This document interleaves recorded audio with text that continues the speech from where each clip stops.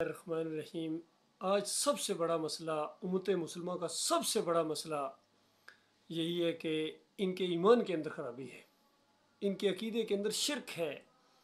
کوئی مسلک، کوئی جماعت، کوئی ملک، ایک انچ ایسی جگہ نہیں ہے جہاں اللہ کا دین نافذ ہو اور کفر و شرک نہ ہو، پاک ہو، وہ پاک سرزمین کہلائی جانے کے لائق ہو۔ نہیں، ہر جگہ عرب ہو یا عجم ہو، عقیدے کے اندر خرابی ہے۔ اللہ کے علاوہ اللہ کے بندوں کی پکاریں ہیں، نظر و نیازیں ہیں، واسطے وسیلے ہیں، اور رکوع اور سجدے ہیں، اور علماء لگے ہوئے ہیں۔ مزے کی بات یہ ہے، اور اس سے بڑا ظلم یہ ہے کہ جن لوگوں کو کچھ عقیدے کی سمجھ آ بھی گئی ہے اور وہ پہچان بھی گئے ہیں کہ ان سے اور ان کے اکابرین سے کچھ غلطی لگی ہے، عقیدے کے اندر خرابیاں آئی ہیں ان کی، وہ ان کا رد کرنے کے لیے تیار نہیں ہیں۔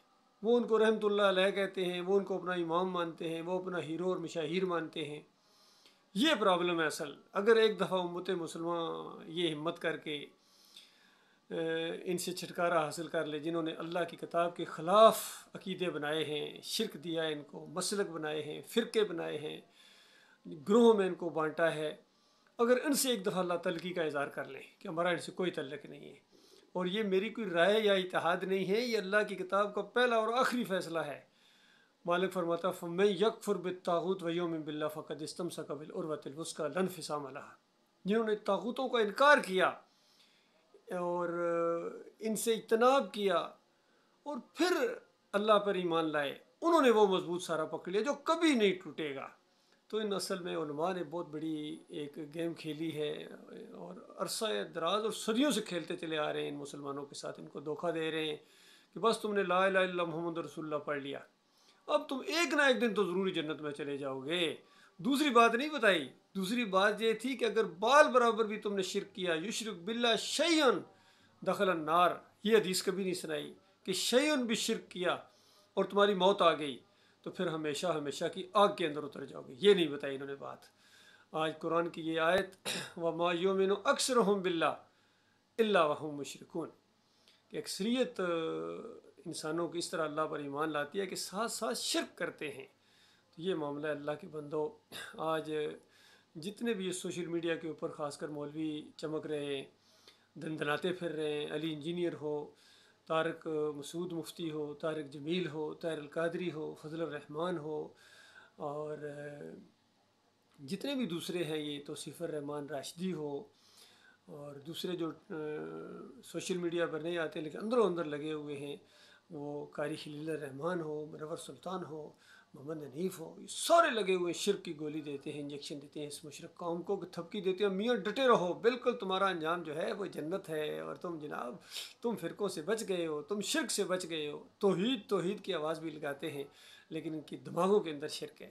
کوئی سجدہ تعظیمی ثابت کر رہا ہے، اور دیکھیے ظلم یہ ہے کہ ساتھ ایک ایسا لفظ لگا کے یہ کس طرح لوگوں کو دھوکہ دیتے ہیں۔ جیسے علی انجینئر کا میں نے کلپ سنا، اور ان کی دوسری یہ توصیف الرحمان راشدی کا، اور جو زبیر علی زئی ہے اس کا، اسی قبر کی طرف اشارہ کر کے کہتے ہیں کہ نبی علیہ السلام قبر کے اندر بالکل دنیا کی طرح زندہ ہیں، حصی زندگی ہے لیکن برزخی ہے، بس ہلکا سا برزخی کہہ دیا ساتھ، اور اس کے بعد قبر پرستی کی بنیاد فراہم کر دی۔ یہ بالکل اسی طرح جس طرح مماتی گروپ دیوبندیوں نے کہا کہ نبی علیہ السلام سنتے ہیں، خرق عادت سنتے ہیں، بس معجزانہ طور پر اگر کوئی سننے کا قائل ہے تو ہم اس کو مشرک نہیں کہہ سکتے۔ معجزانہ تو بھائی یہاں معجزہ کون سا آ گیا؟ یہاں تو اللہ کی کتاب کا فیصلہ ہے۔ بتاؤ اگر کوئی یہ کہہ دے کہ معجزانہ طور پر اگر کوئی نبی آ جائے تو پھر اس کو کچھ کافر نہیں کہہ سکتے ہو؟ معجزانہ طور پر اب آنے والا نہیں ہے۔ جب اللہ نے کی کتاب نے کہہ دیا کہ ہمارے آخری نبی محمد صلی اللہ علیہ وآلہ وسلم ہے، اور جو بھی نبوت کا دعویٰ کرے گا، غلام احمد قادیانی ہو یا جو بھی ہو، کافر مشرک کہلائے گا، اور اس کو کافر مشرک کہے بغیر کوئی ایمان کے اندر قدم نہیں رہ سکتا ہے۔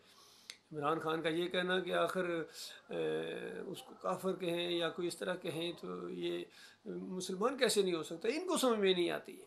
تو یہ معاملہ اللہ کے بندو، یہ ایمان اور عقیدے کی بات کو اہمیت دو، ورنہ یاد رکھنا وہ بے نیاز رب ہے، واحد القہار ہے، وہ چھوڑنے والا نہیں ہے۔